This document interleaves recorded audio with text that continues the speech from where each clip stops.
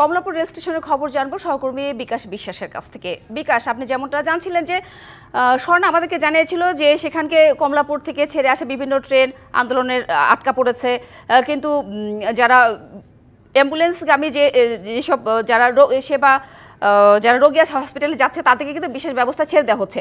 তো আপনার Kamalapur rail station সেখানকার কি পরিস্থিতি, সার্বিক পরিস্থিতি জানাবেন।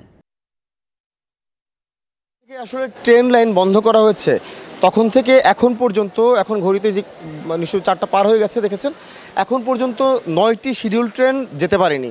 অর্থাৎ 9টি ট্রেন কিন্তু এই কমলাপুরে আটকা পড়ে আছে। কিছু কিছু ট্রেন রয়েছে যেগুলো কমলাপুর আসলে আসতেই পারেনি।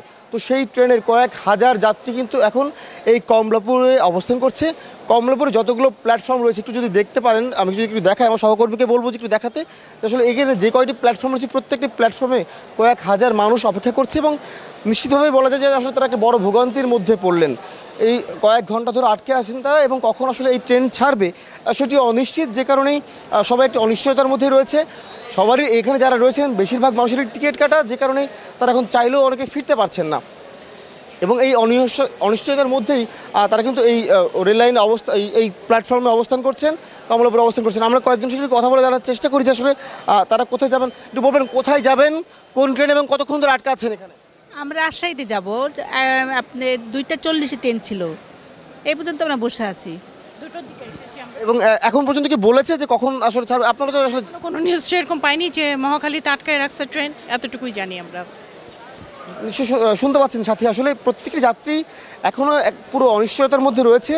কেউ কেউ 2 ঘন্টা, কেউ কেউ 4 ঘন্টা ধরে অপেক্ষা করছেন এই কমলাপুর রেলওয়ে স্টেশনে এবং তারা এখন পর্যন্ত আসলে জানেন না যে কখন ট্রেন ছাড়বে, কখন আসলে ছাত্ররা তাদের অবরোধ, এই আন্দোলনকারীরা তাদের অবরোধ তুলে নেবে এবং ট্রেনটি ছাড়বে, এটি তারা জানেন না। যে কারণেই তারা একটু অনিশ্চয়তার মধ্যেই অবস্থান করছেন। বিভিন্ন রুটের ট্রেন, যেটি বলছিলাম যে যখন থেকে আসলে এই রেল লাইন অবরোধ করা হয়েছে তারপর থেকে শিডিউল ট্রেন ছিল 9টি, যেটি কমলাপুর থেকে ছেড়ে যাওয়ার কথা ছিল, কিন্তু এখন পর্যন্ত একটি ট্রেনও ছেড়ে যায়নি।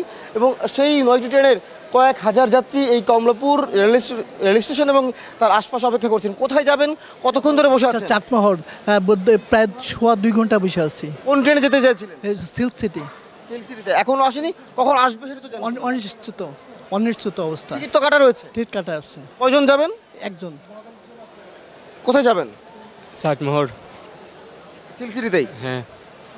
এমন এই যেটি বলছিলাম যে চট্টগ্রাম এক্সপ্রেস, সিল্ক সিটি সহ বেশ কয়েকটি ট্রেন, যেটি 9টি ট্রেন আমরা খবর নিচ্ছিলাম এই কমলাপুর রেল স্টেশনে যারা দায়িত্বরত রয়েছেন তাদের কাছে। তারা বলছিলেন যে আসলে তাদের 9টি ট্রেন যেতে পারেননি এবং এই 9টি ট্রেনের হাজার হাজার যাত্রী তারা অপেক্ষা করছেন, জানেন না আসলে কখন এই ট্রেনগুলো ছেড়ে যাবে এবং এই ভোগান্তি থেকে এই মানুষগুলো রেহাই পাবে। সাথী, ধন্যবাদ বিকাশ। এবার ঢাকা বিশ্ববিদ্যালয়ের খবর জানবো সহকর্মী মাহফুজা বৃষ্টির কাছ থেকে।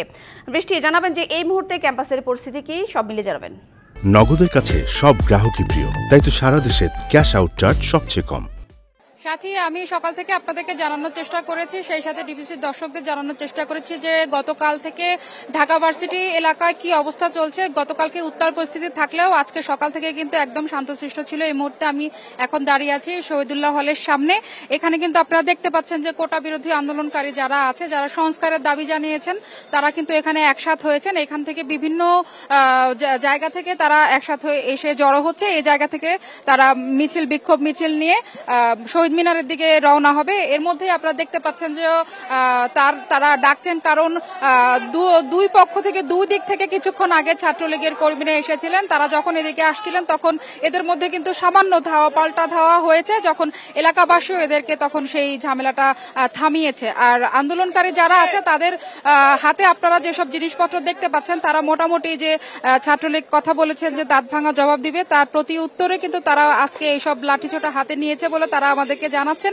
বলছেন যে তারা এ ধরনের কর্মসূচি কখনো করেননি, কখনো এ ধরনের কর্মসূচিতে তারা যাওয়ার জন্য প্রস্তুত ছিলেন না, কিন্তু ছাত্রলীগ নিজেদের বড় ভাই হয়ে, নেতারা হয়ে যে অত্যাচার, যে নিপীড়ন তাদের ভাই বোনদের উপর করেছে, সেই জায়গা থেকে নিজেদেরকে সচেষ্ট জায়গায় রেখে নিরাপদ রাখার জন্য, আত্মরক্ষার জন্য এ ধরনের ব্যবস্থা গ্রহণ করেছে বলে তাদের দাবি। সেই সাথে বিভিন্ন গতকাল রাতে ঢাকা জাহাঙ্গীরনগর বিশ্ববিদ্যালয় এবং বিভিন্ন বিশ্ববিদ্যালয়ে যে কোটা আন্দোলনকারীদের উপর নির্যাতন নির্যাতনের হামলার খবর আসছে বিভিন্ন গণমাধ্যম বা বিভিন্ন গুপ্ত সংবাদের মাধ্যমে, সেই সব নিয়ে তারা অনেক প্রতিক্রিয়া জানাচ্ছে এবং গণমাধ্যমকেও কিছু কিছু গণমাধ্যমকে ভুয়া বলছেন এবং কাউকে কাউকে বয়কট করার কথাও বলছেন, কেননা তাদের সংবাদ প্রচার করা হচ্ছে না বলে দাবি করছেন কোটা আন্দোলনকারীরা। ওইদিকে টিএসসিতে কিন্তু এরই মধ্যে যোগ হয়েছে ছাত্রলীগ।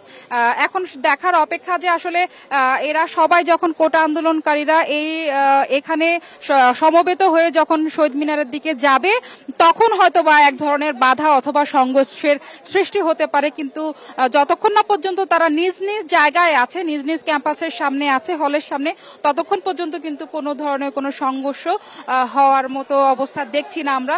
তবে একটু পরপর কিন্তু পরিস্থিতি একদম উত্তাল হয়ে পড়ছে। আপনারা দেখছেন যে আন্দোলনকারীরা ছুটাছুটি করছে, যখনই ওদিক থেকে কেউ আসতে নিচ্ছে তখনই কিন্তু এদিক থেকে উত্তেজনা শুরু হয়ে যাচ্ছে। এই সবকিছু মিলিয়ে কিন্তু ঢাকা ভার্সিটির এলাকা এই মুহূর্তে উত্তপ্ত পরিস্থিতি আছে, কারণ সব দিকে সংঘর্ষ, সব দিকে ঢাকা শহরে অলরেডি যানজট শুরু হয়ে গেছে। সবকিছু মিলিয়ে পরিস্থিতি আসলে খুবই থমথমে এবং দেশের অবস্থা, ভবিষ্যৎ তরুণ প্রজন্ম, শিক্ষার্থীরা তারা কোথায় গিয়ে ঠেকবে সেটাই দেখার অপেক্ষায় আছেন সাধারণ মানুষরা। সাথী, এই ছিল আমার কাছে। ধন্যবাদ বৃষ্টি।